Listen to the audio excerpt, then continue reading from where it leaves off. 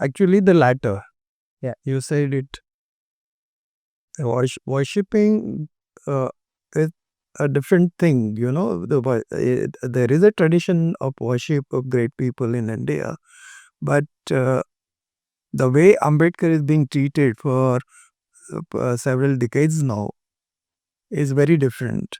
Actually, the trend started something like where late 60s when the electoral politics started becoming competitive. From there on, the vote bank politics started. Initially, the first 2 decades went in uh, Congress assuming its monopoly. There was no contender for the power to the Congress because they had an halo of freedom struggle.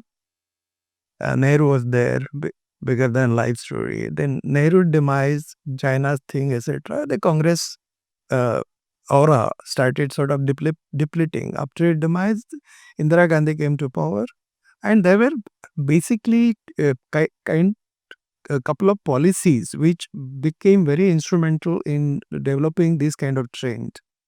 One is land reform, the half-baked land reform that were implemented in India, and second could be named as a green revolution, which immediately followed it, which appeared on paper very well. People could criticize it; they were half-baked.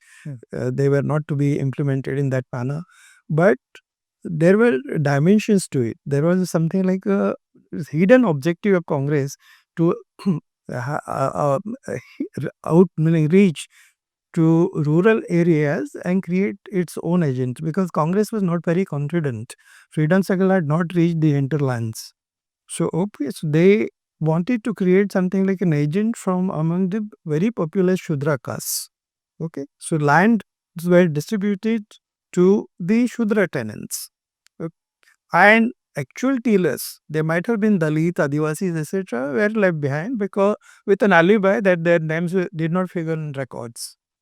So, with this, there was an empowerment of sorts because Brahmins were displaced from the rural areas to urban pastures, and the baton of Brahminism came to Shudra people's hand. Okay, and this there with this enrichment, there are a lot of calculations I did in my papers, etc. But that apart, their political aspirations also started sort of rising, and all of them could not be contained by Congress. Okay, and something like from there on the political bloc formations and then contention with Congress, etc. And with this, the vote bank politics started coming up. The culmination of that actually happened in 1975 emergency. Okay, that can be seen like that. And in this vote bank policies, Dalit vote bank comes very cheap, and Dalit relatively are very organized also because of the Ambedkar's movement. And another feature of Dalit movement has been that Ambedkar actually rose as a single icon. There is no other example in the world where around single icon, more than 220 million people could be told. Yeah. So, okay, this is the huge, this is a unique phenomenon in the world, I'm saying. So, you just manipulate, you just hold that icon and just try to sort of uh, manipulated, and the entire mass can be manipulated. So this came very handy for political parties to play up Ambedkar, and they started sort of presenting Ambedkar in their own ways. Now another one more meaning another kind of thing that helped this process is Ambedkar himself, because Ambedkar from time to time he uttered so many things which were not necessarily consistent. There were contradictions, etc. So those things were very skillfully used by some of the players in political class. Yeah. So, so this process has been sort of going on, and the maximum, the very striking kind of user has been the BJP. Yeah. After their stocks has ridden in political market, and they started sort of using the Ambedkar in a big way, which became very, very visible.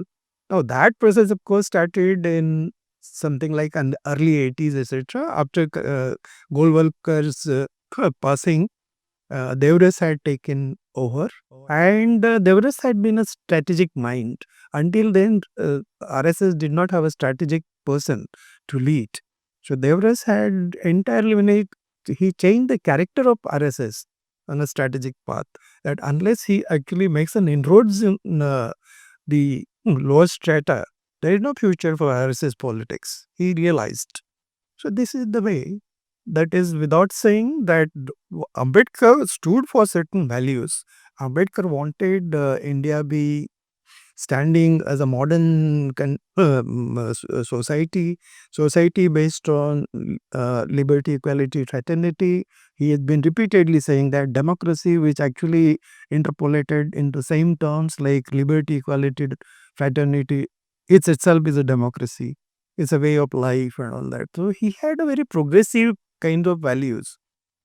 So all those values get actually eclipsed in this worshipping business. Yeah, worshipping is very easy. Worshipping is what? You just hang up somebody's picture on the wall, garland him, and and forget, run incense and forget about it, because that's a corollary that you then can forget. Only thing that for that moment you worship him, it is not necessarily even remembering his ideals or what he stood for. Okay, so that is not necessary.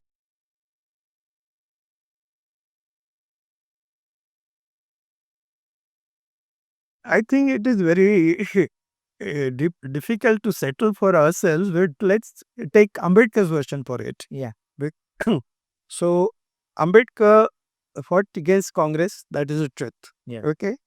Ambedkar, now RSS or Hindu Nationalist Party that time was not a very significant one. Okay. But on a other side of it, he always fought against Hindu, whatever Hindu, quote unquote.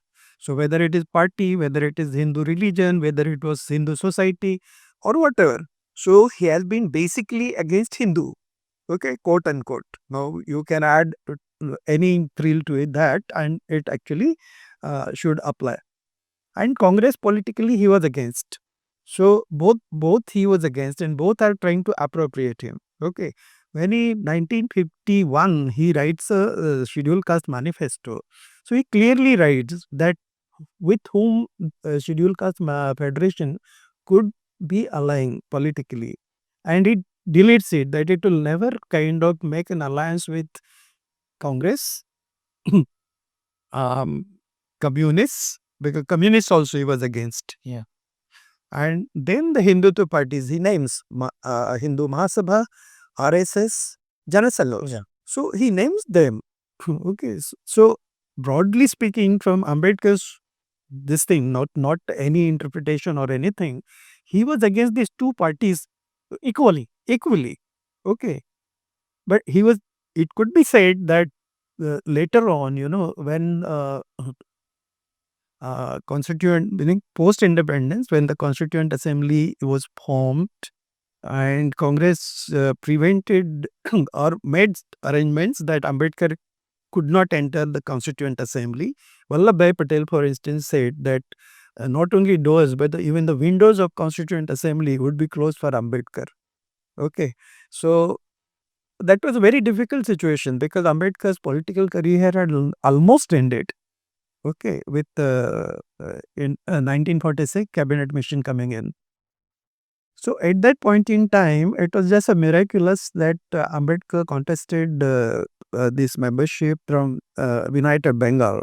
Jogendra Mandal, one of his comrades, and he was very pally with the Muslim League, etc. He was a minister in the Muslim League ministry. Government. Correct. So he got elected from United Besor Khulna constituency from United Bengal. But the Mountbatten plan came in June 1947, and the partition was reality, and entire thing was divided. So if Ambedkar had to sort of stay in Constituent Assembly, it would be Pakistan's Constituent Assembly. So his membership had gone. So at that point in time, there was no recourse because Ambedkar did not have intrinsic strength, intrinsic strength in terms of, say, members in provincial assemblies. He had just two members elected in 1946 election. So based on those two members, and those two members also were poles apart, meaning from one here and from one there. So not even in single assembly constituents, provincial assembly. So it was impossible for him to get into a constituent assembly on his own steam. So at that juncture, some patch up happened, and the Congress offered him membership from Pune, okay, from the Bombay Assembly. So that way, Baba Saheb actually went to Constituent Assembly, and all that happened. The rest of the things are his thing is history. So that way, you could say that he was lesser. He had some kind of action or interface with Congress, but not with this Hindu nationalist parties. Not or never. Not on this side. Congress he had been contending with all through his life. So one knows on what counts he was against at least. But Hindu nationalist party, everything, as I said, quote unquote Hindu, he was against. So there is no question about befriending the BJP, Janasangh, RSS or Mahasabha in any way.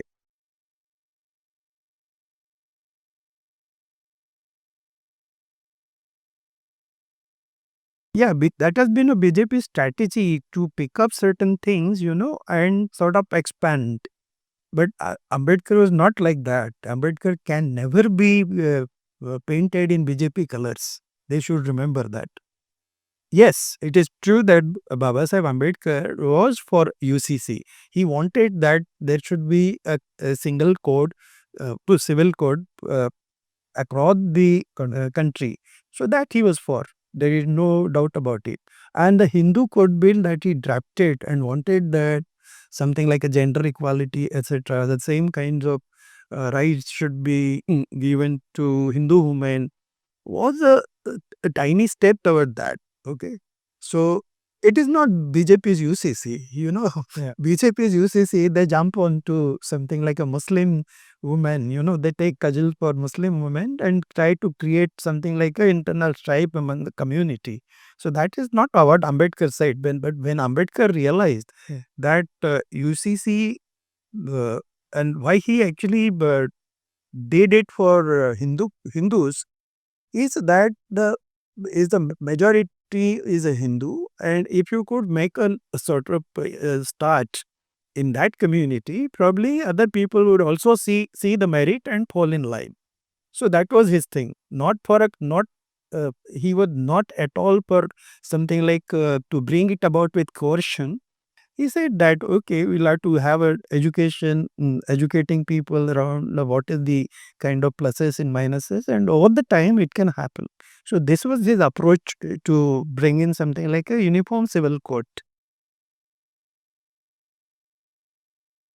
Absolutely, he believed that there should be a uniform civil code, and probably nobody might deny that. Okay, but this can be done slowly, progressively, and progressively the method of doing it was to do it in majority community. Yeah. Because it did not have, if majority community accepts it, probably the minor communities, etc., would easily fall in line.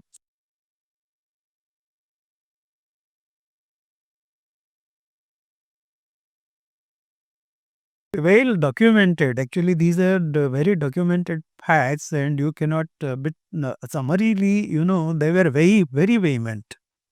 Ambedkar had to face huge problem, probably the biggest uh, tangible problem in his life during the Hindu Code bill that ever before.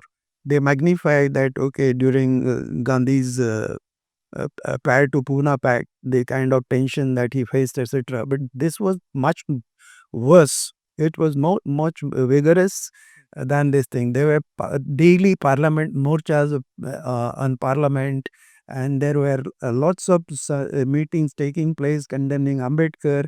Ramlila Maidan in Delhi, they burnt his effigy, Nehru's effigy, his effigies. they actually abused him in caste name. There's something like Dhed and this kind of abuses. So it was very, very vicious kind of thing. And all these people, they want to sort of separate out, but all these people were actively there.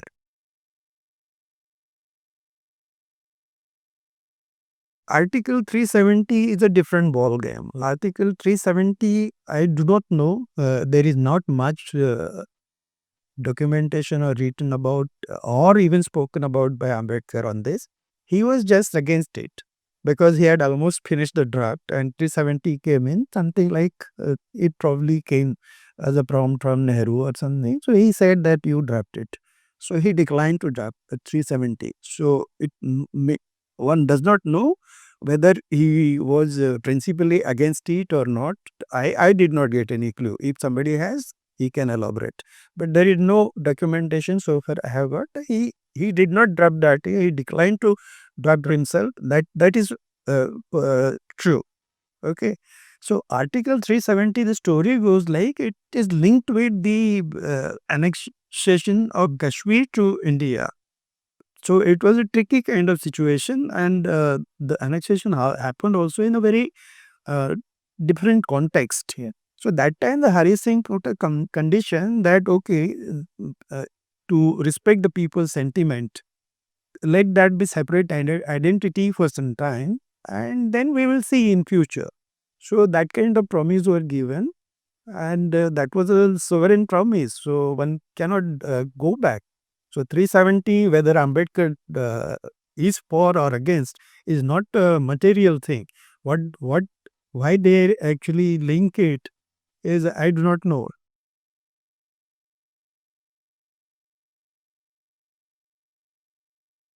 See, Ambedkar, however, did some different length. He, if he, however, did this different length, the BJP and all this party do not have any sort of level.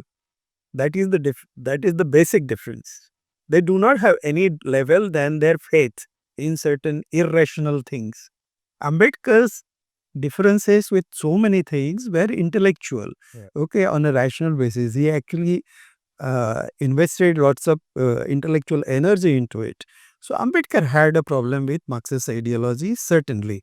So what was his problem? Now it can be sort of seen also, and he has documented also. He almost at the fag end of his life spoke in Kathmandu, and that thing is available also, Buddha and Talmas. So where he articulates what his problem is.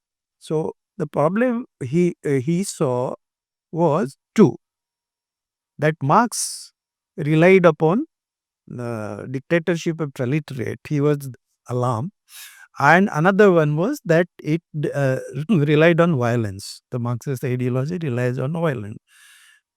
Now, any Marxist scholar will not buy this. Yeah. Okay, this is a faulty understanding of Marxism. So that apart, but that was his contention, that he did not like dictatorship. And when they uttered something like a dictatorship to proletariat, he sensed it something like a very horrible. Basically, Ambedkar's ideology was rooted in something like a pragmatism, okay, the liberal mode, which is inherited from his teacher, in Columbia University, John Dewey. And then his upbringing was in something like a Fabian. So when he lived in England many years, so that time the Fabianism was in sort of rise, and he imbibed that that is the way. And rest of the things from his life in my book also I have illustrated that all through his life actually these kinds of the impact of these kinds of ideologies reflect in a different ways. Okay, so Ambedkar also looked at Marxism through that lens, of Fabianism, or pragmatism kind of thing.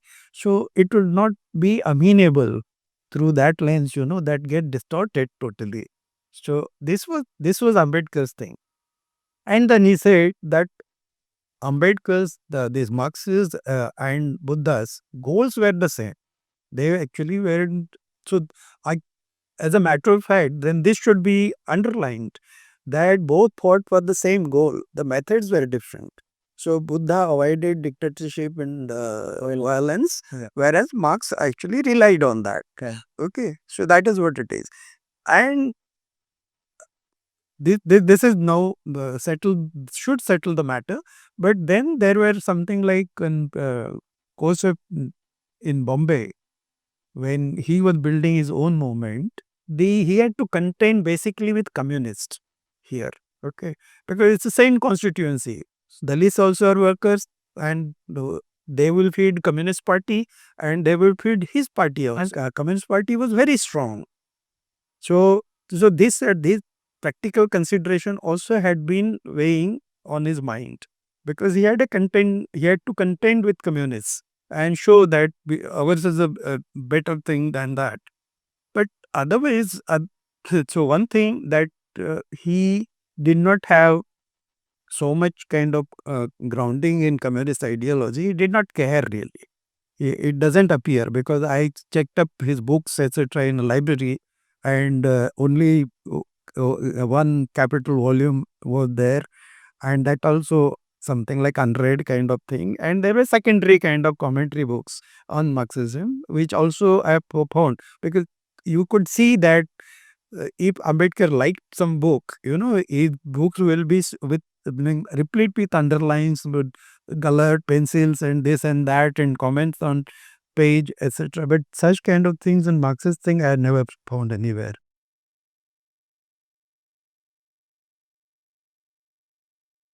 Yeah, with hindsight also we can see that he was right, because whom do the range would go to? It would be by default upper caste, no? So that was given, because the politics also was unfolding in the same way.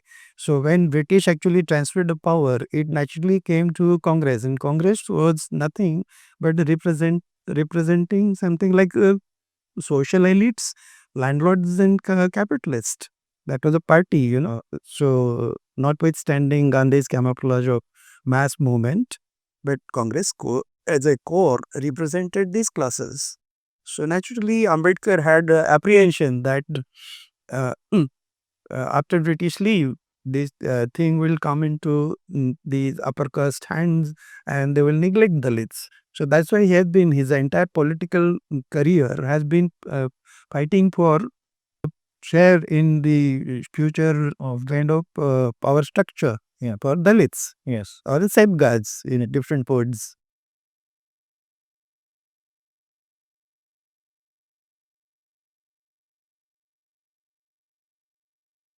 They will never see the logical consistency in their presentation.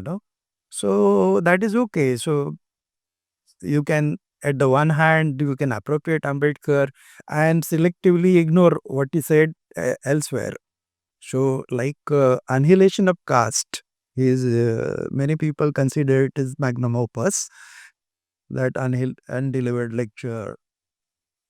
So there he actually formulates that the caste system, the root of it, actually is in Hindu Dharma Shastras, and unless the Hindu Dharma Shastras are dynamited, the caste system would not go. Yeah. Okay, and he comes with many last pages, something like that.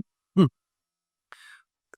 Uh, because no Hindu is going to be prepared to burn his Dharma Shastras, and so therefore I am going out. That time he had made up his mind to get exit Hinduism, which he in 35 then he declares in Yavle that I would not die as a Hindu. So this way it goes on. So that is not mentioned or considered by RSS or BJP or anybody in that sense. The riddles of Hindu, this thing, his riddles of Hinduism, no, you also is not mentioned anywhere. Yeah.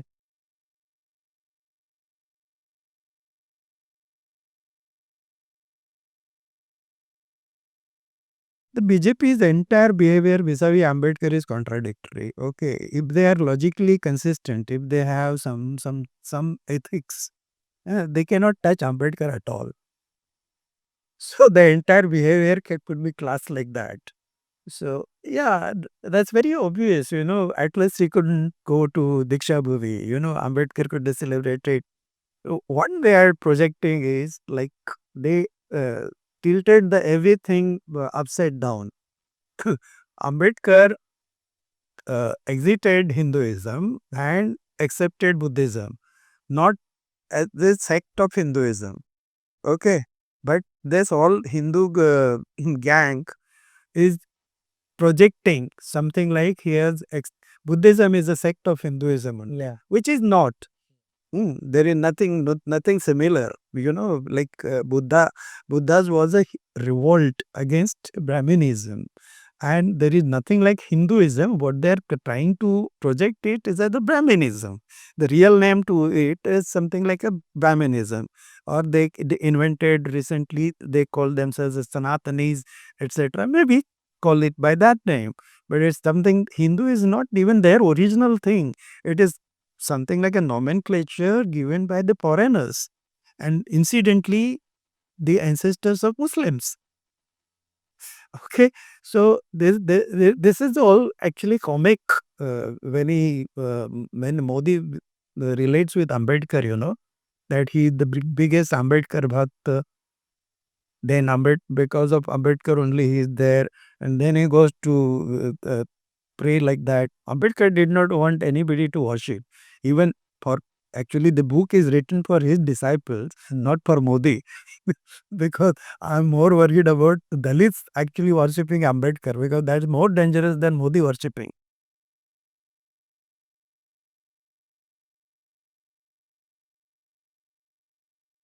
Yeah, you are absolutely right. Yeah, I would agree.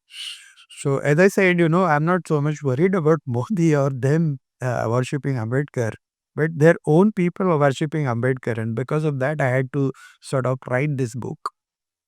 So, why this happens is like uh, it might take little time, but okay, I will make it short as possible. So, after Ambedkar, these people themselves did not understand Ambedkar. Okay. So, they start after Ambedkar, then they started something like dividing among the meaning started fighting among themselves or what Ambedkarism is. Okay, the much of energy actually went into that. So every sort of split that had happened in the Ambedkarite organization, which was Scheduled Caste Federation, Ambedkar wanted it be converted, not converted, actually to be dissolved, and something like a all caste, class kind of party, Republican Party of India. That was his conception, which he spoke out in Nagpur while in the conversion ceremony. But it never happened that way. Okay. These people, 1957 election was there, so they were very of something like many of the people, who were politically oriented were not with him, as a matter of fact, in conversion, that they should be converting to Buddhism. They were worried about what would happen to a reservation and all that kind of thing. But Ambedkar was such a towering personality, before him, nobody could open his mouth. So they kept quiet. Masses were up with Ambedkar. If actually, Ambedkar said that you die, jump into well, masses would do that. Okay. But these leaders were not. 1950, after 57 election, and they, with the, particularly in Maharashtra, this Sayukt Maharashtra Samiti, etc., was fighting for this thing, and the Republican Party became not Republican Party, Scheduled Caste Federation had joined hands, and they got bumper votes because of that kind of formation. And after 57, then they formed the Republican Party. Yes. That formation was not a Ambedkar's conception; it was just the name change of Scheduled Caste Federation became RPI, and the same kind of Scheduled Caste manned the party. Now the question came up after Ambedkar to get into his shoes, because everybody was pygmy, and then they started fighting about what really Ambedkar is. Yeah, they wanted to package it into ism, and the fighting started. So Ambedkarism became initially the Dada Saheb Gaikwad was a natural kind of leader after Ambedkar, although there was a lot of distance and the other people, there were many other people who did not agree with him. Dada Saheb Gaikwad actually came from the ranks, and he knew little bit Ambedkar's mind and what else really the community. The land was the serious question which Ambedkar could not take up, but at the back end of his life actually spoke about land. So the ending years of Ambedkar actually went in frustration, and he used to recollect and would say something like that. I could not do anything for my people. Whatever I did actually benefited a handful of people in urban areas, but my rural people, I couldn't do anything for them. So could you really do something for land, take up a land question? He asked, even he talked to SCF that time, and the first of the land satyagraha happened in Marathwada. Yeah, in Maharashtra's Marathwada region. So this is the clue Gaikwad took up, and he took land struggle in a big way. So he was castigated by other camp, that he is going a communist way, and this is not the Ambedkarite way. The Ambedkarite way was the constitution. Okay, like there were some wakils, Yeah, lawyers. lawyers. So they thought that they were the constitutionalist, okay, constitutional experts. So only BA LLB is required for being constitutional expert. So the other people could not be Ambedkarite. So on the basis of the definition of the Ambedkarism, whether it is a constitutionalism or communism, mm, the the first of the RPI split. Okay, the then next significant organization is Dalit Panthers in 70s. This also split on the same line. The communists also happened to be always there. Okay, so that time Dhale Dhasar kind of debate, and in that the Ambedkarism became Buddhism. Okay, and communism became communism, remained communism, but communist. So this, I think, they created a bogey around communists. Okay, that they would not touch communists with a barge pole, and they can then go anywhere. So that is the kind of basic confusion which actually confounded the entire community.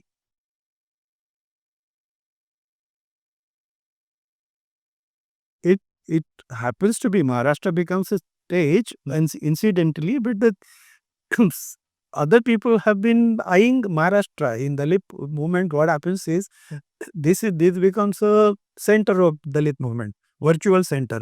So other people actually look around. Now BSP is another phenomenon. That is a separate phenomenon. So BSP in it actually went in different track. So Ambedkar came handy. Ambedkar stayed there, but there were no such kind of these dimensions of communists, etc. So they went in a very pragmatic way and went on sort of allying with anybody and getting some way getting into power and stay on like that. And the same mainstream political grammar they followed, like Hamas money, uh, in the name that we have to be a strong party and all that kind of thing, and that's all.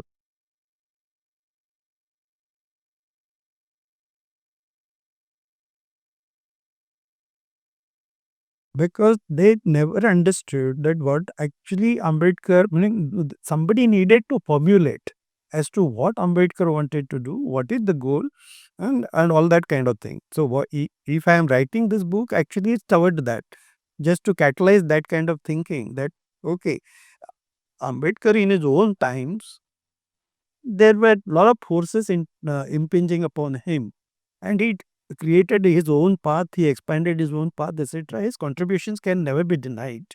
But to say that everything was right or all that kind of thing is a question mark. So there needed to be somebody meaning there had to be some catalytic force from within the community which actually formulated as to what is the thing. The what basic things are to understand the surrounding, what are the forces around us, and how do we, what is our goal? The zeroth thing is, what is our goal? Where do you want to reach? Hmm. And something like within a foreseeable future. And in order to do that, how do you actually navigate from this thing? So such kind of thinking has never been there.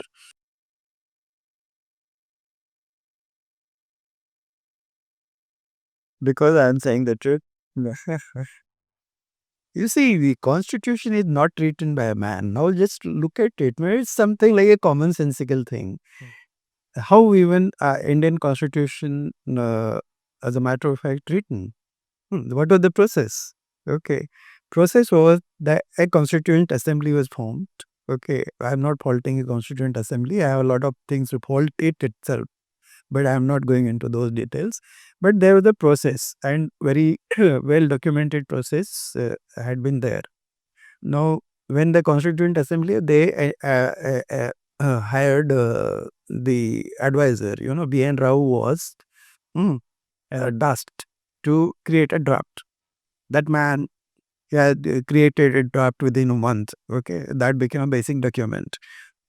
Based on his interviews with so many constitutionalists, he went around many countries before, and with that kind of knowledge, and he was an intelligent person, so he created a draft, and that became a basic document. So that draft basically was then discussed. So they formed the several committees, okay, on various issues, something like 9 or 11. I mean, the numbers change. So in my book, there you would find that. So there were committees. Most of these committees were chaired by the Congress people. So the entire process was in Congress hand. Okay, like Granville Austin, who is supposed to be something like mm, big man who is a master of this constitution, the process of India's making of the constitution.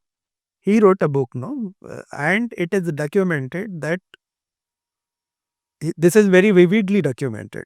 Okay, so this happens. So all entire committees, etc., were chaired by them, and there were many people who discussed every issue threadbare and created something like the conclusions. Okay, that paper went to advisory committee, and advisory committee also were headed by the stalwarts. Okay, and then that advisory committee's thing came to the Constituent Assembly that discussed, and there also again the Congress was the in the saddle, and with that kind of thing, whatever is passed, whatever articles etc. were passed, that went enter into documentation. So this with this process, B.N. Rao's process, then the drafting committee was formed. 7 people drafting committee. Incidentally, Babasa became a chairman. They made a chairman. And then drafting committee started sort of reviewing this draft, B.N. Rao's draft and various kinds of committees reports, etc. And based on that, they created a draft. Something like 20 significant kind of changes Ambedkar made in that. So, of course, one was the preamble. B.N. Rao's preamble was 2-line thing. They changed it to what exists today, and there were several things. Among several things, significantly, were something like fundamental rights were qualified with the conditions.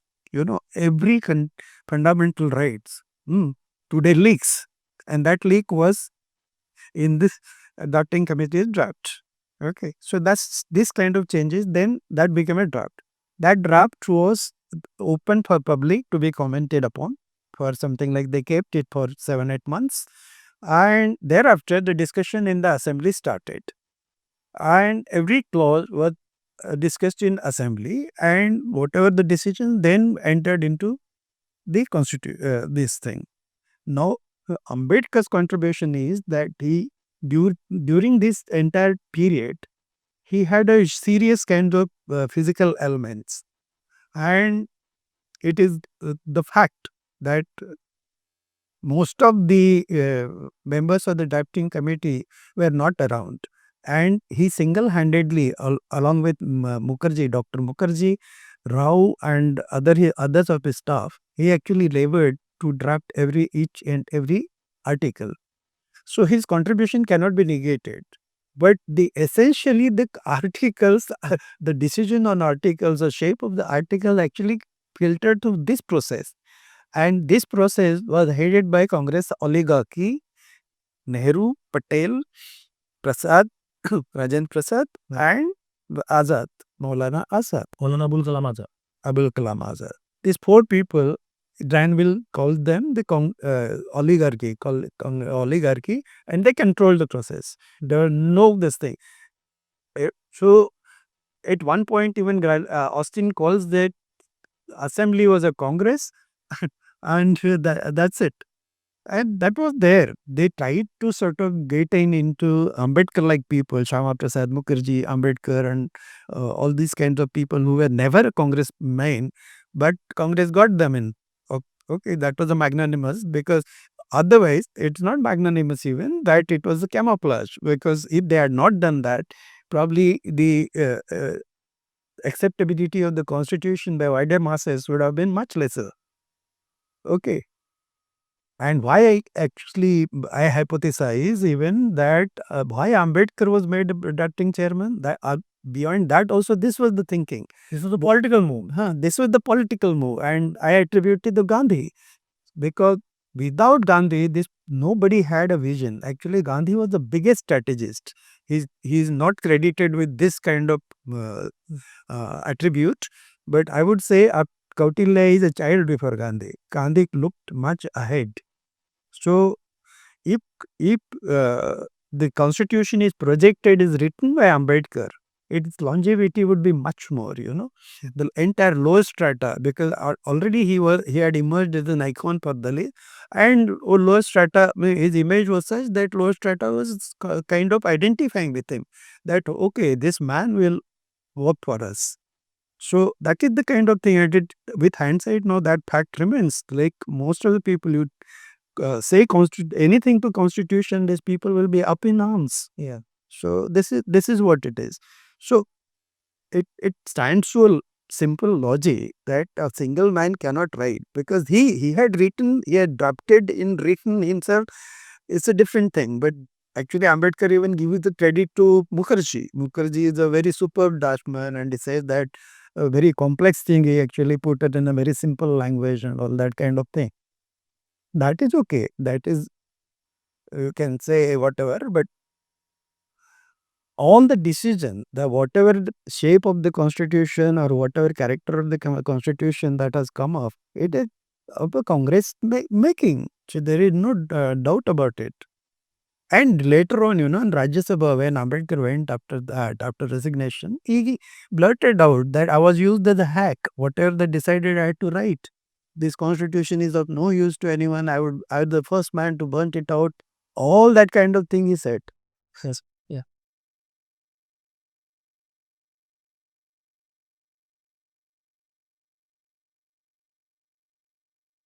See, to start with, rather, Ambedkar was quite seeing Ambedkar seeing Gandhi very positively. Recall Mahad Satyagraha. Hmm.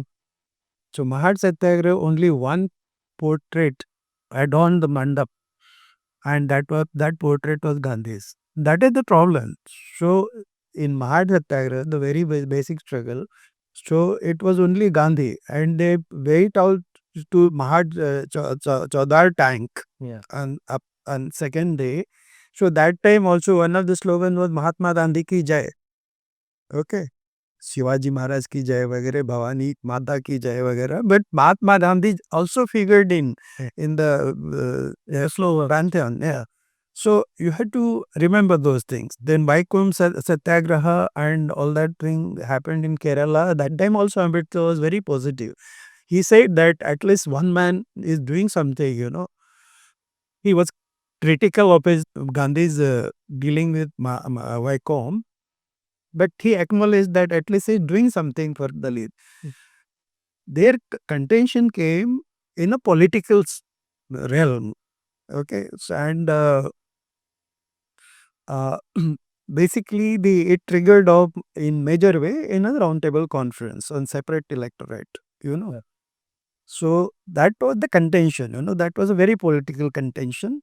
So Gandhi took a very moralistic stand that if the separate electorates are given to Dalits, they would be separated out permanently from the Hindu society, etc. Now, Gandhi is a moralistic cover, but underneath thing remained that if Dalits actually are separated out, which was very very palpable possibility, came in 1909 because of Parliamentary reforms, where Muslims were given the separate electorates, and at that point on the eve of those reforms, Aga Khan led a Muslim League's committee made Minto and say initiated, seeded the idea that Dalits and Adivasis are not Hindus.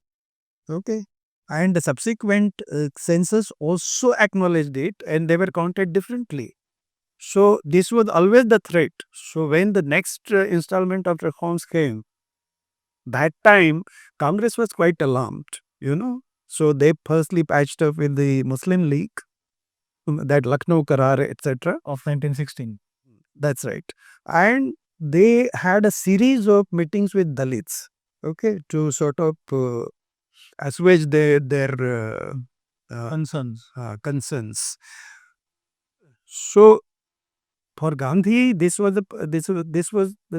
was a big political calculation that was happening at the back of his mind. That if Dalits are separated out from Hindu, the Muslim, they would add to the Muslims, etc. All minorities, not necessarily they have to become Muslims, but they would sort of, if the all minorities there, that would be a balancing kind of strength. So that has a big implication to the entire Congress politics. So this was there. So this contention, etc., then that bitterness came. But so these are the couple of points. And Gandhi again was on a casteism, which was the uh, sensitive no for the entire thing. Gandhi's opinion was for quite some time and maybe for entire life, because later on at the end of life only he started sort of saying that okay, casteism also is bad. But otherwise castes were good for Gandhi, and only untouchability was. And for not only Gandhi, for all the upper caste reformers, that was this swan song, that untouchability should go. They were not sure about the caste. And that is what happened even in the constitution. Untouchability went away, caste remained. How can untouchability go without caste?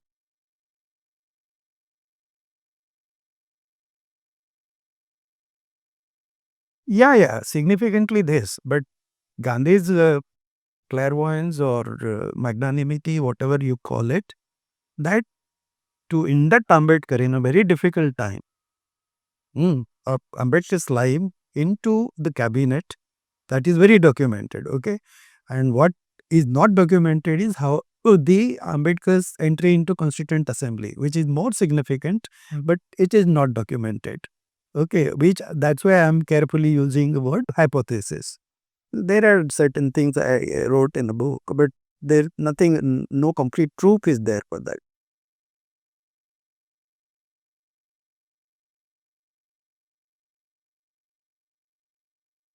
Absolutely not. They are trying to project Ambedkar's friends with Headgever, Golbalkar, and everybody. Yeah. Because Devraj had not yet come, so otherwise they would include him also. So Ambedkar died. There was no relationship between Savarkar and Ambedkar at all. Okay, what uh, uh, Savarkar's story goes like when he comes out of Andamans with all those mafinamas, and then he starts working for the communal thing. Okay, one of the one of the agendas was to sort of the entire uh, Hindutva politics based on something like Dalit was a constituent. Yeah. They would not let Dalit go off from Hindu. So in that way, then the Savarkar also sort of started something like using that radical rhetoric. about doing away with practices and mandir entry, etc. And he constructed a temple, and he sent a letter to Ambedkar for invitation. So Ambedkar replied also. So on such kind of thing, no, there are certain things that, okay, you write in a formal terms, no, you don't, when you write a letter, you, even to the enemy, you would not write with an abuses, no. He has some positive words about Savarkar in there, that, okay, I see that you are doing good things, vagara, vagara type. So they would sort of highlight those words and say that they had so camaraderie and all. But Ambedkar in the same letter writes, like your this jargon of Varnashram, Chaturvarnya, hmm, etc., is not good. Huh? And I hope over the years you will realize it and avoid it. Something like that. So that they will not highlight, because all said and done, even Savarkar tended to uphold the Chaturvarna and all the entire Hindu kind of thing. But basically, in Ambedkar's understanding, Chaturvarna was to be faulted, because uh, caste, according to him, I am saying according to him because I have my own theories. So, were based on Chaturvarna.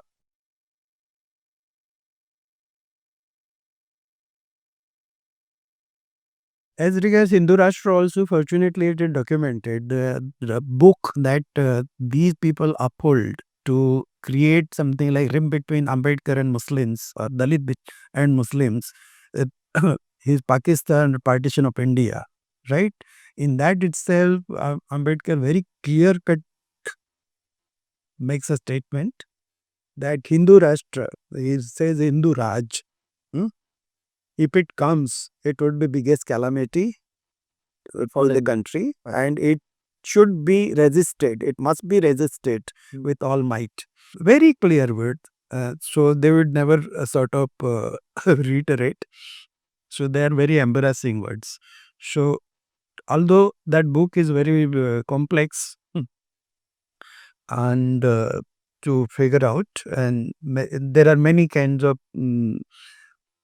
uh, kind of references which could be interpreted against Muslims, etc. But okay, all right, they might be Ambedkar's opinion. So what? So that he has not made it the way they project again. That Ambedkar was against Muslim. He is discussing something like history and this and that. It was not the opinion about the community. He is not giving a verdict. There are a lot of things, but there are similar things are said about Hindus also. Something like said once, something like, oh yeah, I do not have hesitation saying that Muslims are cruel. Okay, but then Hindus are, and and in the same sentence he said, I do not have hesitation saying Muslims are cruel and Hindus are mean. But then meanness is much worse than cruelness, cruelty. So such kind of, you can pick up such sentence, and there are plethora of that which could be said about it. But on the overall, in summary, Ambedkar had a bigger problem with Hinduism than a Muslim. He did not relate with Islam per se. It doesn't have. But in his kind of repertoire, when Islam figured quite a lot, uh, in Vaishrut Bharat, you would say that there was, in our area, there was the Dalits had given an ultimatum to the upper caste that you agree with our demand, otherwise we will leave Hinduism. Okay, so that time Ambedkar had written a very, meaning it comes in Vaishrut Bharat in the headline, something like धर्मांतर करायचे असेल तर मुसलमान बना. Hmm. So this way, and then when he actually 35, he declares that Dharmantar and has a big meeting in 1936. That time, all these youth, Dalit youth come with a skull cap, expecting that Ambedkar will take on Islam. And there were a lot of Musalman Qazis, etc. on stage. But then that is Ambedkar. He tries in a different way. He takes 20 years, and At the end, he embraces Buddhism. He would never endorse Hindu Rashtra.